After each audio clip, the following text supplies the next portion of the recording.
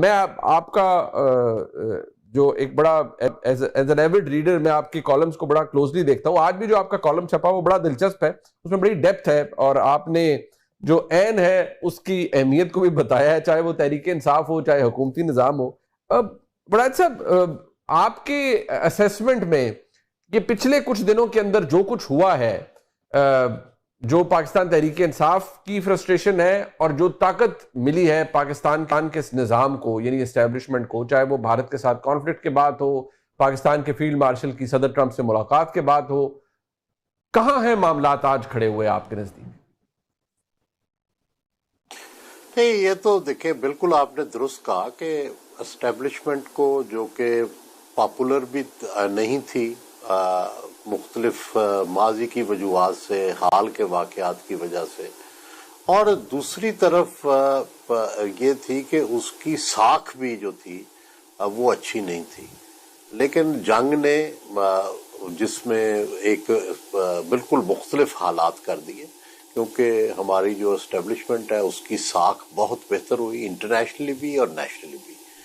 اور اس کے بعد یہ جو انپریسیڈنٹڈ میٹنگ ہوئی ہے, لنچ میٹنگ امریکہ کے اندر, اس نے بھی معاملات جو ہے یہ سمجھنے میں کہ ہم کہیں بین الاقوامی منظر میں, جہاں ہم ایک نقطہ بھی نہیں رہے تھے افغان جنگ کے بعد, کہ کہیں ہم میٹر کرتے ہیں, اور اس میٹر کرنے میں ہم خطے میں بھی اور دنیا میں بھی اپنا ایک نام اور اپنی ایک ساکھ رکھتے ہیں. تو یہ ایک ریوائول ہوئی.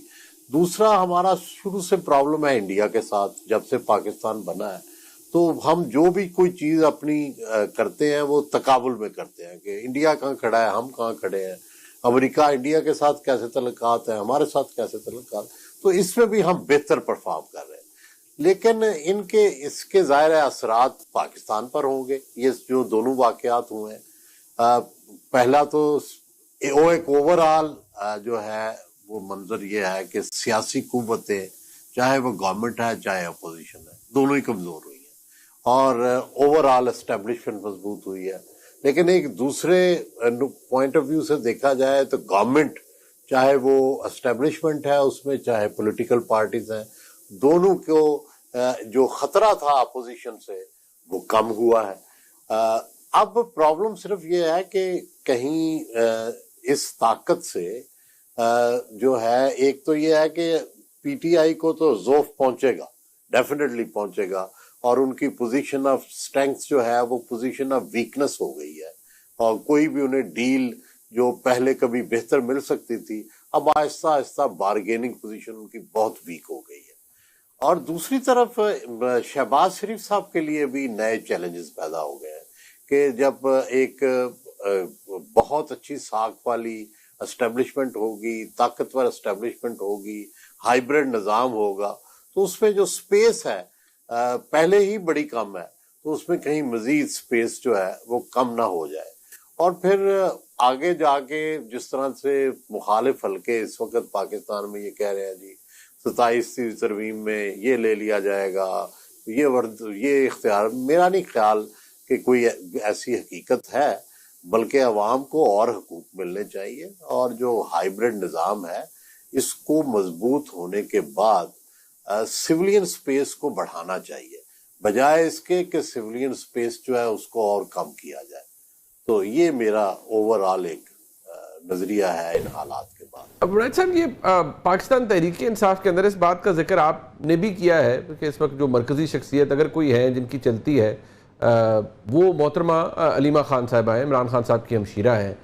لیکن ہم نے دیکھا ہے کہ بہرحال جو کانڈویٹ رہے ہیں, یعنی جو کوئی اگر کوئی تعلق اسٹیبلشمنٹ سے کسی طرح سے عمران خان صاحب کے پیغامات یا کوششیں وہ گنڈاپور صاحب کرتے رہے ہیں, وہ علیحدہ بات ہے کہ گنڈاپور صاحب بھی کہنے پر مجبور ہو گئے کہ ان کے ساتھ دھوکہ ہوا ہے اور معاملات درست نہیں ہوئے. کیا علیمہ خان صاحبہ ایسی شخصیت ہیں کہ آج نہیں لیکن کسی سٹیج پر وہ عمران خان صاحب کے لیے کچھ اچیو کر سکتی ہیں آپ کی نظر میں اس اسٹیبلشمنٹ سے, اس نظام سے؟ میرا خیال ہے کہ نہیں. عمران خان نے جو پہلا طریقہ اختیار کیا تھا نا, یہ بیرسٹر گوہر علی کو اور जो गंडापुर साहब को, जी मेरा ख्याल है कि ये मोस्ट इफेक्टिव तरीका था अगर कोई संजीदा मुज़ाकरात करने हैं। गंडापुर साहब और गौहर अली दोनों मैं समझता हूं कि इमरान खान से बहुत मुखलिस है, बिल्कुल। लेकिन पीटीआई का अलमिया वो एक इस तरह की पार्टी बन चुकी है कि हर एक पे अपने पे भी उन्हें शक है। जितनी गालियां पीटीआई के लोगों को पीटीआई के लोग देते हैं इतनी तो शायद मुखालफों को नहीं देते। तो अब जब हर एक पे आप डाउट करेंगे, बैरिस्टर गौहर पे भी डाउट करेंगे, जिनका स्वाय इमरान खान की नॉमिनेशन के वो तो कभी अपना क्लाउड कोई रखते ही नहीं है। और गंडापुर जो है ये ठीक है कि उनके एस्टेब्लिशमेंट से मामलात को तय करते हैं एज चीफ मिनिस्टर, लेकिन मुझे अंदाजा है कि वो अपनी हर खुफिया मीटिंग में भी इमरान खान के साथ मामलात को ठीक करने की बात करते हैं। लेकिन जब पीटीआई को उन पे भरोसा ही नहीं है इन लोगों पे, और इस दफा खान साहब की जो बहन है अलीमा खान वो बाहर आई, तो सबसे पहले मैं सुन रहा था तो उन्होंने सबसे पहला पॉइंट ये दिया कि सोशल मीडिया ने बड़ा रोल अदा किया। यानी उसका मतलब डायरेक्टली ये था कि जो गंडापुर साहब को जो गालियां पड़ रही हैं ये बड़ी अच्छी हैं। तो जब पार्टी में ये हाल हो तो अलीमा खान साहबा भी मुज़ाकरात करके देख ले, यही हाल सोशल मीडिया इनका भी करेगा। अच्छा, आपके नजदीक ये अभी आपने जो गुफ्तगू फरमाई राज साहब, फिर रास्ता आप हमने देखा है माजी में, हमने शहीद बीबी के मामलात देखे, हमने मियां नवाज शरीफ साहब के मामलात देखे हैं, बुरे हालात, जलावतियां, सजाएं, केसेस, लेकिन हालात बदले भी। इमरान खान साहब के लिए वो जिसे हम कहते हैं कैटलिस्ट क्या साबित हो सकता है? आमतौर पर तो ये होता है कि एस्टैब्लिशमेंट की ताकत पीक कर रही है, लेकिन जब वो ताकत कम होगी तो फिर कोई निगोशिएटिंग टेबल भी बेहतर सजेगा।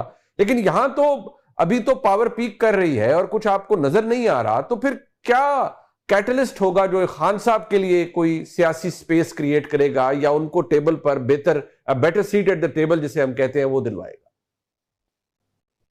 सर में सबसे पहले तो जो शुरू से पीटीआई का प्रॉब्लम है, इलेक्शन से पहले भी और इलेक्शन के बाद भी मुसलसल चला आ रहा है कि वो हकीकत पसंदी की तरफ नहीं आ रहे। वो ख्वाबों की दुनिया में है कि हम इसको गिरा लेंगे, ये जंग जो है इससे हमें फायदा हो जाएगा, ट्रंप आ जाएगा तो उससे हमें फायदा हो जाएगा, बस ये होने वाला है, ये हमने तहरीक चला ली तो हम हुकूमत को गिरा लेंगे।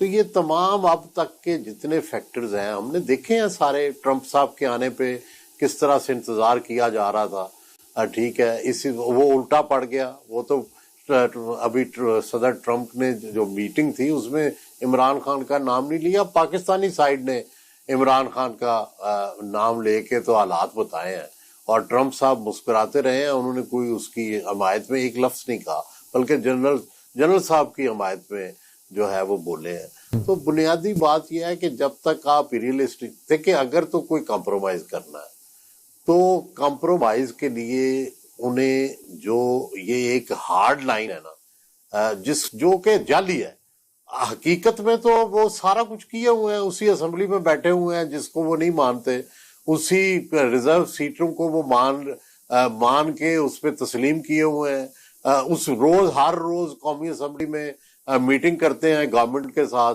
उसी शहबाज शरीफ के साथ रोज बैठ के बातें करते हैं।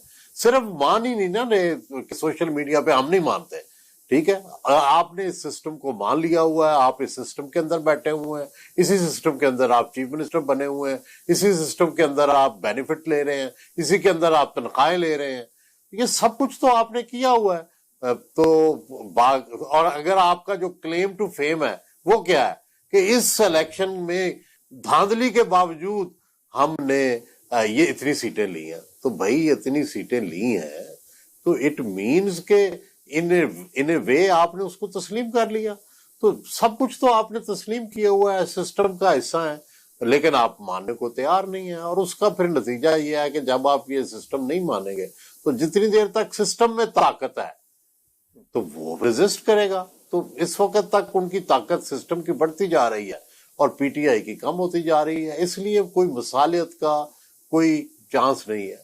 और दूसरा जो होती है ना जी, जो हमेशा जो ताकतवर होता है ना, वो जो कमजोर होता है ना उसके साथ मुज़ाकरात करता है, लेकिन वो मुज़ाकरात कामयाब नहीं करता। بڑی مذاکرات کرتا ہے وہ کامیاب نہیں کرتا. اب حکومت مذاکرات کرے گی بھی تو کامیاب نہیں کرے گی. بڑی بہت دلچسپ بات ہے، اور ایگزیکٹلی ایسے ہی کہ وہ بات شروع کریں گے لیکن کنکلوڈ نہیں کریں گے.